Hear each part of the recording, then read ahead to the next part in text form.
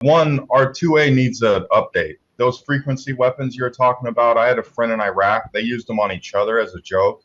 And he said it made it feel like nails were pressing through your head with a nail gun while you wanted to piss and shit yourself. And it was on like the lowest status. They were like messing with each other. Yeah, it's so crazy. they could pull up to your house and make you drop and just shit yourself. And like, what good is your gun, really? No, I've talked about before, the emergency broadcast system has the capability of instilling actual fear into people who hear that broadcast so that it catches their attention. Yep. So how there was a guy that did a he made this weapon. They had a billboard. You guys might have came across it. Remember that billboard that could talk to you if you stood in a certain spot? No, I didn't see that. They have one of those? It was like a direct voice to you.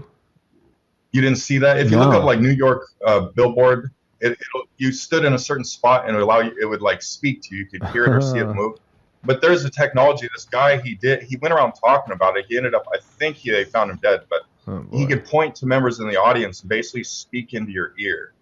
And a lot of people at the time thought like maybe they used that on like that guy in Vegas, that we never got any answers. Like they could literally drive you insane talking into your head and make you think it was like I don't know, a god, or if you're religious, maybe you would think that, or Yeah, it's like an MK Ultra, but without the drugs. They just are using frequency to tweak you out. Yeah, and so we really need an update, and we'll be way behind. See, by the time we get an update, we struggle to keep our rights now. Yeah, they'll be surpassed. So, like, it needs to happen before our street officers have the capability. So, what is the update? I don't know. It'd have to include us to use them as like the only answer, really. Yeah, that's where I was going to. Like, if that exists, we can have it. Yeah, and you'd have the same penalties. Maybe there's an ID that can ID you, whatever. I don't know how you'd handle that, but we can't have a world where we have no threat. That's going to be crazy. Yeah, that's going to be COVID. I think it's the only thing that stopped them from really running us over. In Oregon, they told us we couldn't have more than 5 people at a Thanksgiving, and if they could have enforced that with actual force, they would have. Totally. I mean, in New York, they were giving us guidelines like that too, and we were north of the city, about an hour and a half. I did not obey it, but we had neighbors who were snitches, and like, are you kidding me? And thankfully, the cops didn't really care up there. But in the city, I mean, look at all those videos we saw in cities around this country, and in Canada, they were breaking up church services. It was diabolical. Yeah, they showed up to my house because I had a tree that was going to fall, and I had a tree crew there with 5 people, and they wanted to break it up. I was like, and the neighbor called on me, and the tree was literally leaning towards her house. She was willing to have a 90-foot tree fall in her house rather than, let me have a tree crew over there during COVID. That is such a good symbol of how COVID was. I remember going on a hike with my son was probably 4 at the time. We were taking a hike, and I'm seeing people. We're in Bear Mountain, New York. And there's like parts of the hike are on a cliff, and we're looking at people hiking with masks.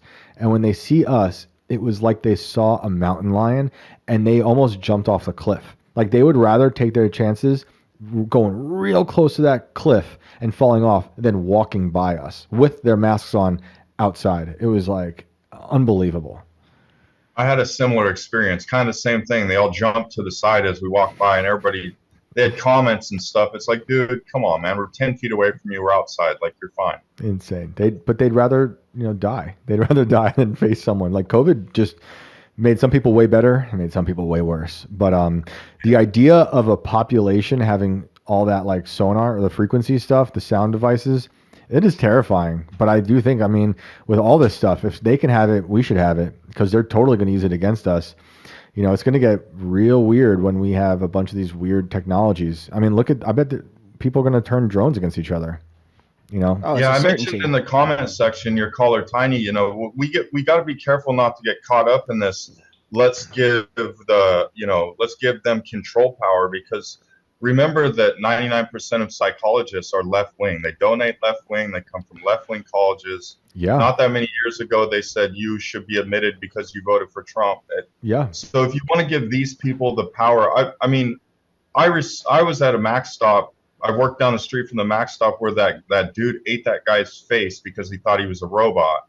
And when the cops showed up, he thought they were there to help him thank God, take down this robot. That's how messed up he was. So it's a mixed bag. We need this stuff, but also the people that could say, I'm not a good father and I don't deserve guns and I should probably be in a mental institution, would probably gladly say that if they could, if they had the structure to get away with it and there wasn't, the ability to push back. I just want to warn people, be careful what powers you give these people, because like those cops that surrounded me when my kid was being kidnapped, you expect them to act a certain way, and that's not how it always goes.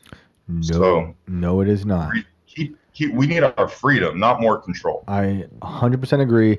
My grandfather, who is my hero, was a cop in New York City in the 70s, and he hated cops. So I have like a deep respect for cops, or some of them. Like, I understand that obviously not all cops are bad, but I've had some horrible experiences. Well, this was cops. Actually the topic for the Culture War live show over the weekend. That's right. Because we had Michael Malice, an angry cop, on. He doesn't like any cops. No, he doesn't. And he came out dressed like a cop. Of course. He had the mustache and the sunglasses. Of course. Was it a little hilarious mustache? Or? Yeah, it was like up his nose. Jason Ellis couldn't help but like talk about it. Jason Ellis was there too, which was cool. That's cool.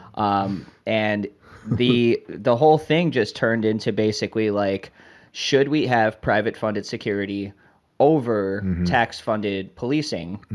Would it be able to handle the job the same when it comes to the bigger messes and things like that? Yeah. Or would it just be geared more towards like how we had security there, where it's like they're there to protect us. Yeah. But really, like, they're not going to care if you go in the back and get stoned, or, you're drinking on the job, little shit like that. Like, he's not going to give you a speeding ticket. He's there to make sure that you don't get hurt. Yeah. You know what I'm saying? So if it's privately funded, how can it be all powerful, and if it's not all powerful, why privately funded? I think giving people any authority always goes wrong. And, I think human nature just always takes over. So I feel like at some point it's going to, be the same route as actual police. I don't know. What do you think? I'm right there with you. You can see it in school lunchrooms. You can see it in sports teams. Yeah, it's in our nature. If you give people power, you're going to evolve into gangs. People are just it kind of works that way. I don't know what the answer is. Yeah, I mean, I see. Oh yeah, sorry. No, go for it. I wanted to ask you too before I forget, because every time I talk, I remember this conversation of you had it in your room with the handprint. Yeah. And I'm wondering if you think that now that we know a little bit about quantum entanglement, do you think there's anything to that? Like maybe... I don't know if it was so much quantum entanglement. I really don't know, but I do feel like it wasn't so much an entity, but that I somehow, I don't know, saw something from the future. I don't know how else to put it. Or a timeline split. Yeah, it kind of feels. I know that sounds crazy, but for this show, I guess it fits. That's how I feel about it. Like I when I was a kid. So for those who don't know what I'm talking about, when I was a kid in my parents' old house on a farm in the middle of nowhere, I saw a shadow hand in the corner of my bedroom, and it freaked me out. Really scared me as a little kid. I was like 3 or 4. Maybe it went on for longer than that, and I grew up, moved out, was really, really poor, and then moved home, and I'm really, really poor with a wife and a newborn, moved back home with my parents, and living in the room I grew up in where I saw the shadow hand, and my wife is sleeping. I'm trying to keep the kid entertained and not let my wife sleep a bit, and I'm making a shadow figure with my phone flashlight and with the kid in my arms, and then I realized the shadow hand was me, and it was right where I saw it as a kid in the same corner, exactly like how I remembered it. So the way I see it all now is like, I don't know, I must have seen like the time folded in. So maybe that is some sort of quantum entanglement. I just see it as like, it wasn't the physical time moving, if that makes sense, but more of like me seeing something through time, perhaps. I really don't know. And, I don't believe in coincidences. Something was so bizarre about it. It was very profound for me in the moment at 3 a.m, making shadow puppets on the wall.